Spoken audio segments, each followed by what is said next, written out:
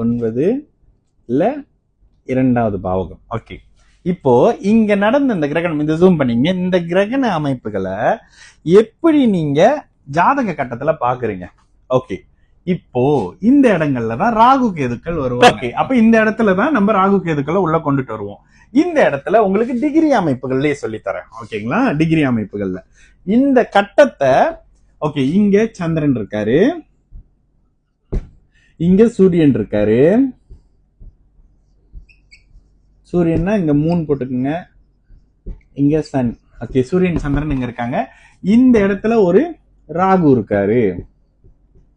ஓகேங்களா? சூரியன் சந்திரன் இருக்காரு. இந்த கட்டத்தை அப்படியே நம்ம ஜூம் அவுட் பண்ண போறோம்.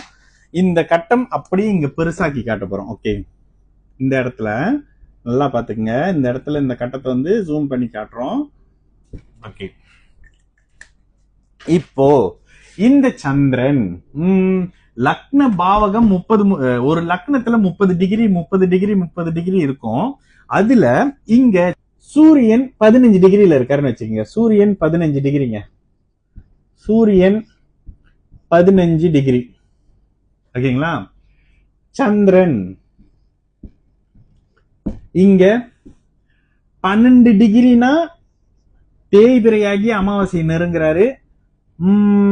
19 டிகிரினா அமாவாசையில இருந்து வெளியில வராரு அப்படின்னு வரும். ஓகேங்களா? இப்போ இந்த இடத்துல கேதுவையும் ராகுவையும் தான் நீங்க பார்க்கணும். இந்த அமைப்புகள்ல எப்படி கிரகண நிலையை பாக்குறதுன்னா, இந்த இடத்துல ராகு கேது ரிவர்ஸ்ல வருவாங்க. இது கொஞ்சம் அப்படியே ஹையா போவோம். எவ்வளவு புரிய தெரியல.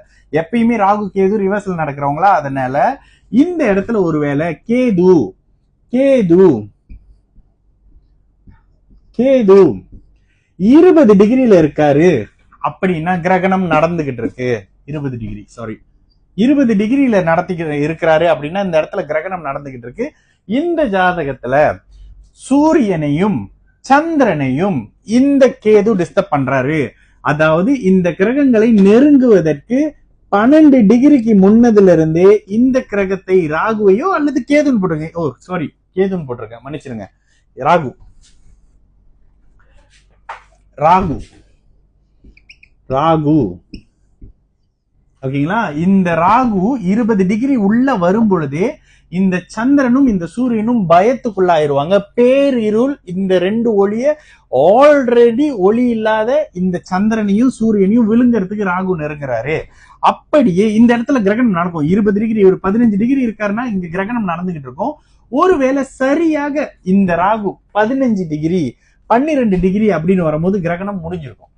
ஏன்னா ராகு அப்படியே ரிவர்ஸ்ல வருவாருங்க. கிளாக் வைஸ்ல ராகு அப்படியே பின்னாடி போறவங்க ராகு கேதுக்கள். அதனால இந்த இடத்துல 20 டிகிரியில இருக்கும்போது தாண்டி போயிருவாருன்னு நினைக்காதீங்க. 20 டிகிரியில இருக்கக்கூடிய இந்த ராகு 19 டிகிரி 18 டிகிரி 17 டிகிரி அப்படின்னு வரும்போது இந்த இடத்துல சூரியன் முற்றிலும் சுத்தமா முடிஞ்சிருச்சு. இந்த ஜாதகத்துல சூரியன் கூடுதலா சிம்மமும் 9ஆம் பாவகமும் கட்டுச்சுன்னா அப்பா இல்லைங்க. இந்த ஜாதகருக்கு அப்பா இல்லை, அப்பாவாக இல்லை. இந்த இடத்துல எல்லாம் கட்டு போச்சுன்னா 9ஆம் பாவத்துக்கு குரு பார்வை அப்படி இப்படின்னு இருந்ததுன்னா அப்பா இருக்காரு, அப்பாவா இல்லைன்னு வரும். இந்த அமைப்புகள்ல இந்த ராகு நெருங்க நெருங்க நெருங்க இந்த சூரியன் சுத்தமா ஸ்தம்பிச்சு போயிருவாருங்க. ஜெம் அப்படியே ஃப்ரீஸ் கோமா ஸ்டேஜுக்கு போயிருவாரு.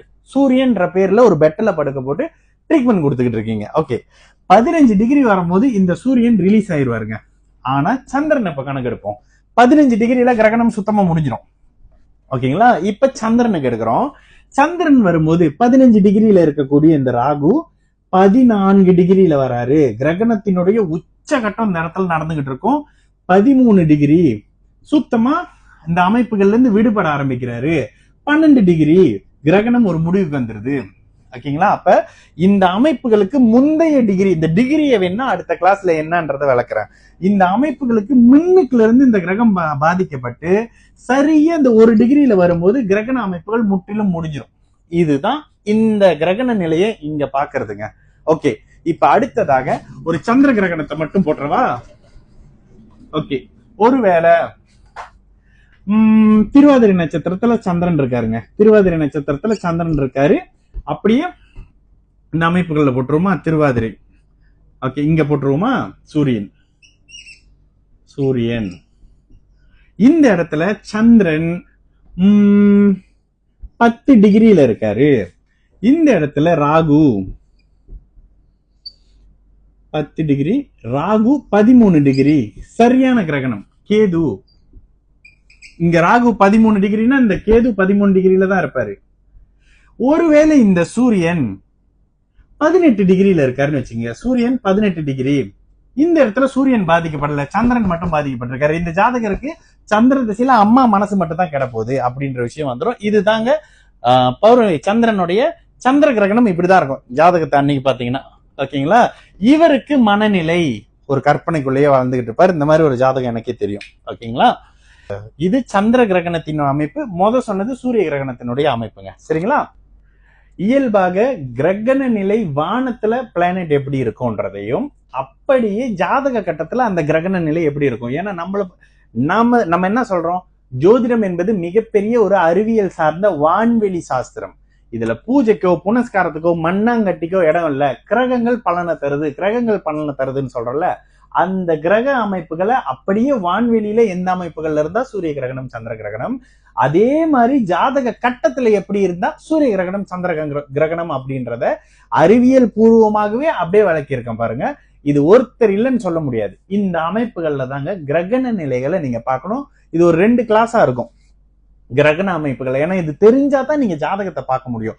நீங்கள் உணரணும் ஜாதகத்தை. இப்ப நான் பேசுறது புதன் வலுத்தவர்கள் அப்பா லட்டு மாதிரி கிளாஸ் எடுக்கிறானிடா அப்படின்னு அந்த மாதிரி இருக்கக்கூடிய அமைப்புகள்ல இது அப்படியே தெளிவா புரியும். மீண்டும் அடுத்த ஒரு கிளாஸ்ல இதுல என்னாவது கேள்விகள் இருந்தா கேளுங்க. இல்லைன்னா அடுத்த கட்டமாக கிரகங்கள் எந்த அமைப்புகள்ல அதனுடைய காரக வலிமைகள் இருக்கு, கிரகம் எதனால உருவாக்கப்பட்டதுன்ற மாதிரியான பருப்பொருள் அமைப்புகளை பார்க்கலாம். நல்லது நடக்கும். எல்லோரும் நல்லா இருப்போம். வணக்கம்.